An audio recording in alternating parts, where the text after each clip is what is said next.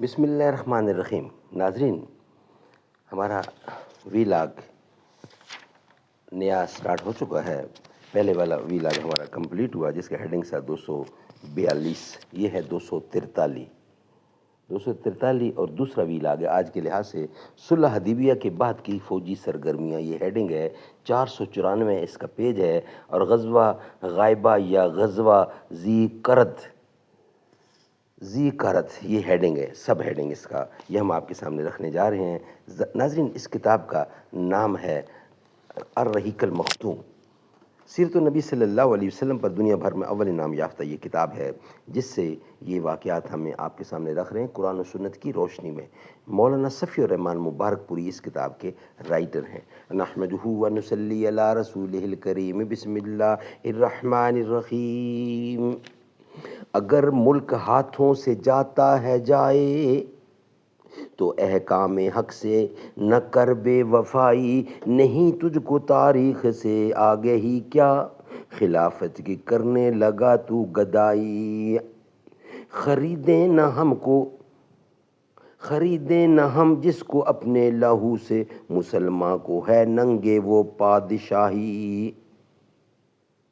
اگر ملک ہاتھوں سے جاتا ہے جائے تو احکام حق سے نہ کر بے وفائی۔ صلح حدیبیہ کے بعد کی فوجی سرگرمیاں، غزوہ غابہ یا غزوہ ذی قرد۔ یہ غزوہ در حقیقت بنو فزارہ کی ایک ٹکڑی کے خلاف جس نے رسول اللہ کے مویشیوں پر ڈاکہ ڈالا تھا تعاقب سے عبارت ہے۔ حدیبیہ کے بعد اور خیبر سے پہلے یہ پہلا اور واحد غزوہ ہے جو رسول اللہ صلی اللہ علیہ وسلم کو پیش آیا۔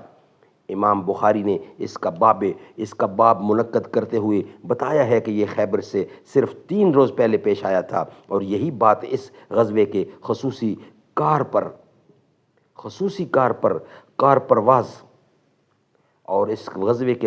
کارپرداز حضرت سلمہ بن عقو رضی اللہ سے بھی مروی ہے۔ ان کی روایت صحیح مسلم میں دیکھی جا سکتی ہے۔ جمہور اہل مغازی کہتے ہیں کہ یہ واقعہ صلح حدیبیہ سے پہلے کا ہے، لیکن جو بات صحیح میں بیان کی گئی ہے اہل مغازی کے بیان کے مقابل وہی زیادہ صحیح ہے۔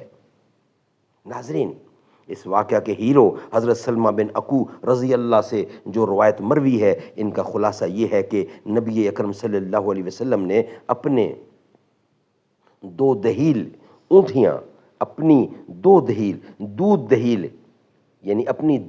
اونٹنیاں اپنے غلام ربا اور ایک چرواہے کے ہمراہ چرنے کے لیے بھیجی تھیں، اور میں بھی ابو طلحہ کا گھوڑا لیے ان کے ساتھ تھا کہ اچانک صبح دم عبد الرحمن فرازی نے اونٹنیوں پر چھاپا مارا اور ان سب کو ہانک لے گیا اور چرواہے کو قتل کر دیا۔ میں نے کہا، ربا، یہ گھوڑا لو، اسے ابو طلحہ تک پہنچا دو اور رسول اللہ کو خبر کر دو، اور خود میں نے ایک ٹیلے پر کھڑے ہو کر مدینہ کی طرف رخ کیا اور 3 بار پکار لگائی، یا صبا، ہائے صبح کا حملہ۔ پھر میں حملہ آوروں کے پیچھے چل نکلا، ان پر تیر برساتا جاتا اور یہ رجز پڑتا جاتا تھا، آنا ابن العقو والیوم یوم الرزہ، میں عقو کا بیٹا ہوں اور آج کا دن دودھ پینے والے کا دن ہے، یعنی آج پتہ لگ جائے گا کہ کس نے اپنی ماں کا دودھ پیا ہے۔ میں عقو کا بیٹا ہوں اور آج کا دن دودھ پینے والے کا دن ہے، یعنی آج پتہ لگ جائے گا کہ کس نے اپنی ماں کا دودھ پی رکھا ہے۔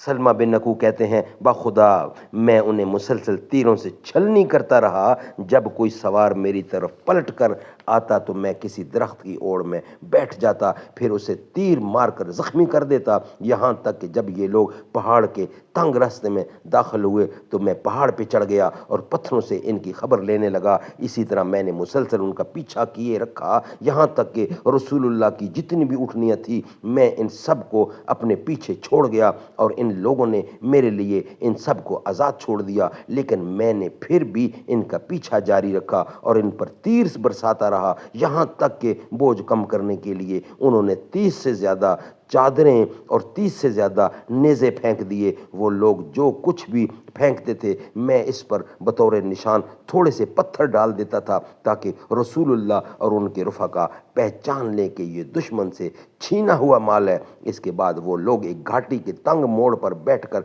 दोपहर का खाना खाने लगे। मैं भी एक चोटी पर जा बैठा। ये देखकर उनके 4 आदमी पहाड़ पर चढ़कर मेरी तरफ आए। जब इतने करीब आ गए कि बात सुन सकें तो मैंने कहा, तुम लोग मुझे पहचानते हो?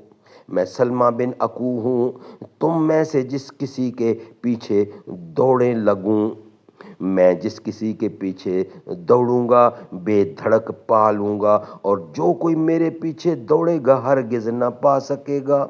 मेरी ये बात सुनकर चारों वापस चले गए और मैं अपनी जगह जमा रहा, यहाँ तक कि मैंने रसूलुल्लाह के सवारों को देखा कि दरख्तों के दरमियान से चले आ रहे हैं। सबसे आगे उखरम रज़ी अल्लाह थे, उनके पीछे अबू कतादा और उनके पीछे मिक़दाद बिन असवद। मुहाज पर पहुंचकर अब्दुर्रहमान और हज़रत उखरम में टक्कर हुई। हज़रत उखरम ने अब्दुर्रहमान के घोड़े को ज़ख्मी कर दिया, लेकिन अब्दुर्रहमान ने नेज़ा मारकर हज़रत उखरम को कत्ल कर दिया और उनको घोड़े पर जा बैठा। मगर इतने में हज़रत अबू कतादा अब्दुर्रहमान के सर पर जा पहुँचे और नेज़ा मार कर कत्ल कर दिया। बकिया हमला आवर पीठ फेर कर भागे और हमने उन्हें खुदेड़ना शुरू किया।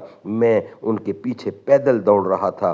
सूरज डूबने से कुछ पहले इन लोगों ने अपना रुख एक घाटी की तरफ मोड़ा जिसमें जी कुर्द नाम का एक चश्मा था। ये लोग प्यासे थे और वहाँ पानी पीना चाहते थे, लेकिन मैंने उन्हें चश्मे से परे ही रखा और वो एक कतरा भी न चख सके। रसूलुल्लाह और शाह सवार सहाबा दिन डूबने के बाद मेरे पास पहुँचे। मैंने अर्ज़ किया, या रसूलुल्लाह, ये सब प्यासे थे, अगर आप मुझे 100 आदमी दें तो मैं ज़ैन समेत इनके तमाम घोड़े छीन लूँ, और अगर इनकी गर्दनें पकड़कर हाजिर खिदमत कर दूं और इनकी गर्दनें पकड़कर उन्हें आपकी हाजिर खिदमत कर दूं। आपने फरमाया, अकू के बेटे, तुम काबू पा गए हो तो अब ज़रा नरमी बरतो। फिर आपने फरमाया, इस वक्त बनु गतफान में इनकी मेहमान नवाजी की जा रही है। इस ग़ज़वे पर रसूलुल्लाह ने तबसरा करते हुए फरमाया, आज हमारे सबसे बेहतर शाह सवार अबू कतादा और सबसे बेहतर प्यादा सलमा हैं, और आपने सलमा रज़ी अल्लाह हैं, और आपने मुझे 2 हिस्से दिए, एक प्यादे का हिस्सा और एक शाह सवार का हिस्सा। और मदीना वापस होते हुए मुझे ये शरफ़ बख्शा कि अपनी अज़बा नामी ऊँटनी पर अपने पीछे सवार फरमाया। सुबहान अल्लाह। इस ग़ज़वे के दौरान रसूलुल्लाह ने मदीने का इंतज़ाम हज़रत इब्न मकतूम को सौंपा था और इस ग़ज़वे का परचम हज़रत मिक़दाद बिन उमर रज़ी अल्लाह अन्हु को अता फरमाया था। सुबहान अल्लाह। नाज़रीन, ये विलाग हमारा कंप्लीट हुआ। नेक्स्ट विलाग, ये विलाग था 243, ये कंप्लीट हुआ। नेक्स्ट कल इंशाल्लाह हमारा विलाग होगा ग़ज़वा खैबर और ग़ज़वा वादी अल कुरा आपके सामने रखेंगे।